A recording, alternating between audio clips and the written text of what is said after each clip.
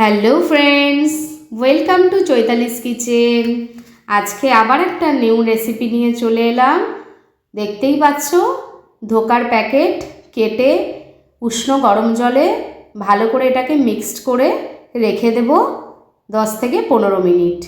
তারপরে একটা কড়াইয়ে সাদা তেল দিয়ে দেব, দিয়ে যেই ধোকাটা 10-15 মিনিট ঢেকে রেখে দিয়েছিলাম সেটাকে এবার মিক্সটাকে ভালো করে তেলে নাড়াচাড়া করে নেব। নিয়ে একটা ফ্ল্যাট থালা নিয়ে নেব, তার মধ্যে একটু অয়েল দিয়ে দেব, দিয়ে যে ধোকাটাকে আমি নাড়াচাড়া করে নিলাম সেটাকে হাতের সাহায্যে ভালো করে প্রেস করে নেব। নিয়ে একটু ঠান্ডা হলে বরফি বরফি আকারে কেটে নেব। তোমরা যে যেরম শেপ দিতে পারো, যদি নিমকির আকারে শেপ দিতে চাও সেটাও দিতে পারো।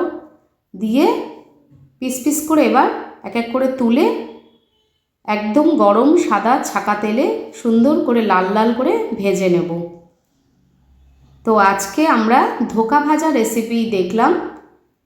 আমি ধোকার ডালনা করব, কিন্তু আজকে তোমাদের ধোকা ভাজার রেসিপিটা শেয়ার করলাম। তো কেমন লাগলো অবশ্যই কমেন্ট করে জানাবে, আর please like, comment, share and subscribe করে পাশে থেকো। ভালো থেকো।